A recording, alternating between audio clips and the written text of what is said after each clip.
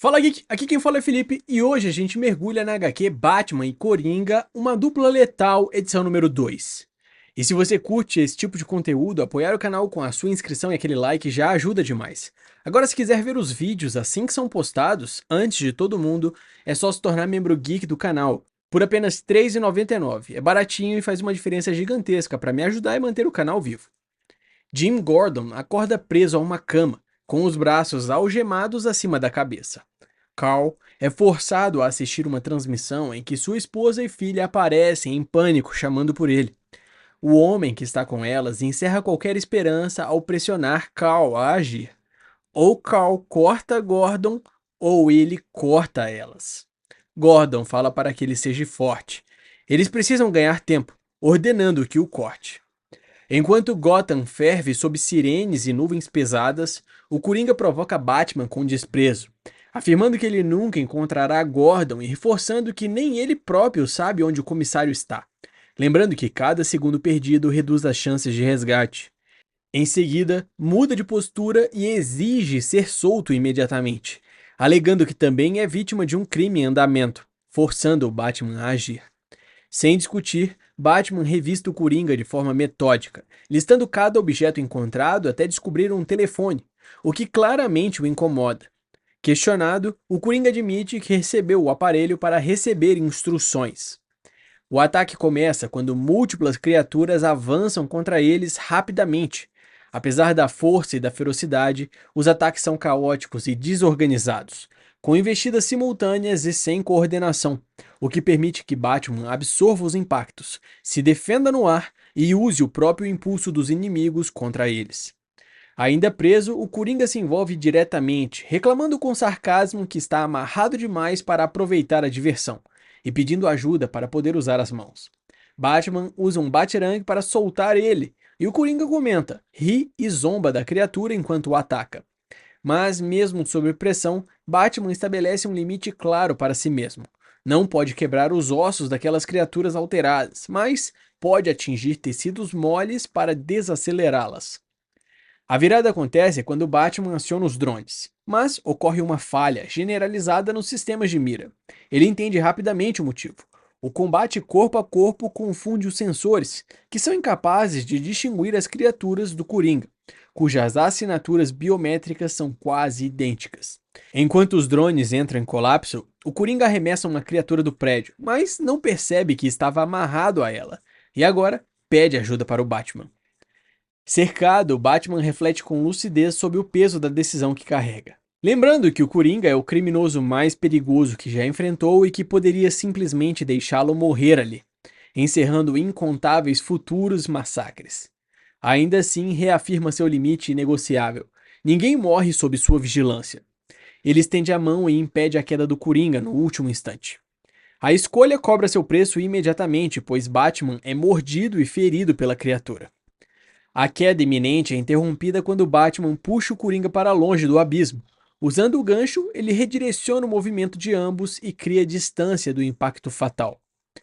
A fuga continua quando Batman atravessa violentamente o interior de um prédio, carregando o Coringa, rompendo estruturas e espalhando destroços, enquanto o vilão segue provocando, comentando da ferida e mantendo o humor ácido. Batman, visivelmente ferido, apenas reprime a dor.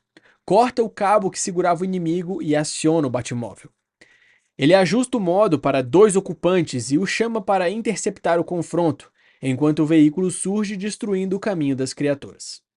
O Coringa, mesmo ferido, reage com comentários debochados, reclama das dores e transforma a chegada do carro em mais uma piada, perguntando se aquilo é uma espécie de transporte por aplicativo. Batman encerra a conversa com uma ordem direta e o obriga a entrar, assumindo o volante e advertindo para que ele não toque em nada. Batman ativa o protocolo que coloca a camisa de força no Coringa, inicia a ida para a Batcaverna e logo depois desmaia. A narrativa então se desloca para o esconderijo subterrâneo onde a Arlequina está, que aparece viva, ativa e cercada de restos orgânicos, enquanto uma voz a provoca, comentando que seu antigo parceiro agora anda ao lado do Batman. A Arlequina reage com sarcasmo e desprezo, não se importando para o fato.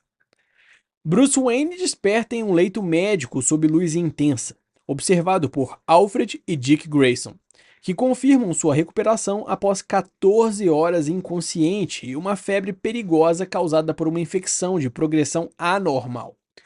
Ao saber que o agente causador foi removido, Bruce questiona e descobre que se tratava de um dente cravado em seu ombro, difícil de extrair e isolado por precaução. Mesmo debilitado, ele demonstra foco imediato e pede para examinar o objeto logo depois. Mas, antes, faz a pergunta que realmente importa: onde está o Coringa? Recuperado o suficiente, Bruce ordena que as luzes sejam acionadas e reassume plenamente o papel de Batman, com Alfred e Dick ao seu lado. O Batmóvel se abre diante deles e, para surpresa imediata, o Coringa surge, vivo, confortável e debochado, falando que tomou muito chá gelado e que agora Bruce vai precisar limpar o Batmóvel. A investigação substitui momentaneamente a perseguição quando Bruce analisa o dente no laboratório da Batcaverna e descobre algo profundamente errado. A amostra contém DNA do Coringa, uma segunda assinatura genética de outro doador e um terceiro componente ainda mais perturbador.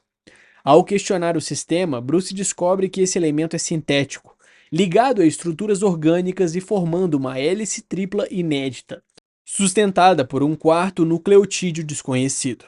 A conclusão é alarmante. São células vivas de fibra de carbono ligadas umas às outras, algo que desafia toda a biologia conhecida.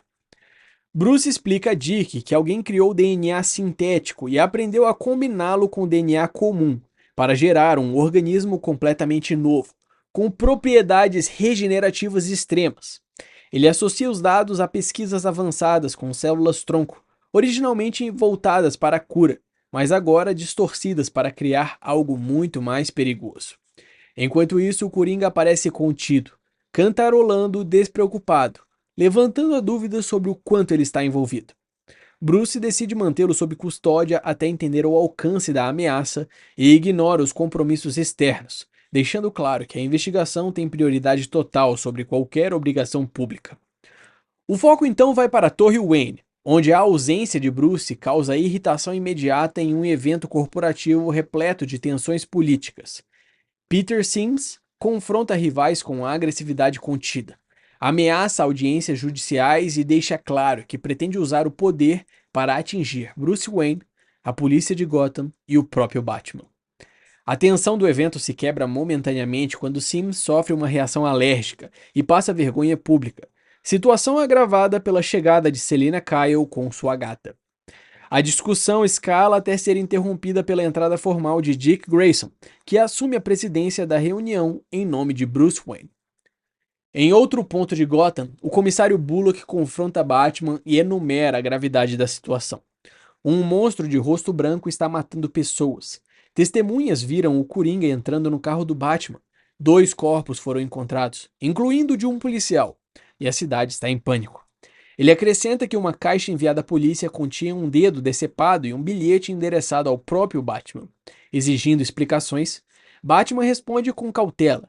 Afirma que ainda está investigando, mas antes de partir revela a informação que muda tudo. O dedo pertence a Jim Gordon.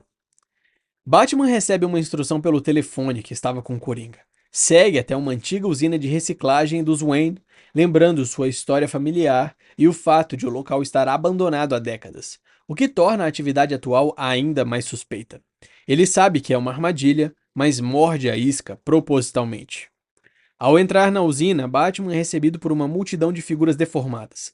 A pessoa que convocou ele exige saber onde está o Coringa e descobre que o Batman o mantém sob custódia. O Coringa era o alvo, mas agora a pessoa cogita que Batman assumirá seu lugar. Questionado sobre o motivo de estar ali, Batman admite curiosidade, e o anfitrião o conduz adiante, alertando para ter cuidado com as crianças. Assim que Batman atravessa a porta indicada, ela se fecha e trava atrás dele. O anfitrião se apresenta e explica que aqueles pais ali fazem parte de um jogo cruel, criado para forçar o Coringa a decidir quem viveria e quem morreria.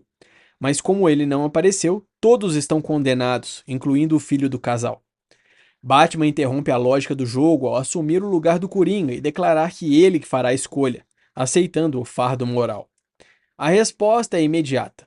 Ele tem 15 minutos para fazer a decisão. A situação degringola quando os alarmes começam a soar e o sistema detecta uma anomalia grave na Batcaverna. Enquanto isso, vemos o Coringa contido e Dick Grayson cochilando. Avisos automáticos se acumulam, indicando a atividade celular acelerada. No tanque, vemos que aquele dente já se regenerou e agora está saindo do tanque sozinho. Essa foi uma pincelada da história da HQ Batman e Coringa, uma dupla letal, edição número 2. Eu espero que você tenha gostado. Não esquece de deixar o seu like e se inscrever no canal para acompanhar de perto mais histórias como essa. Valeu!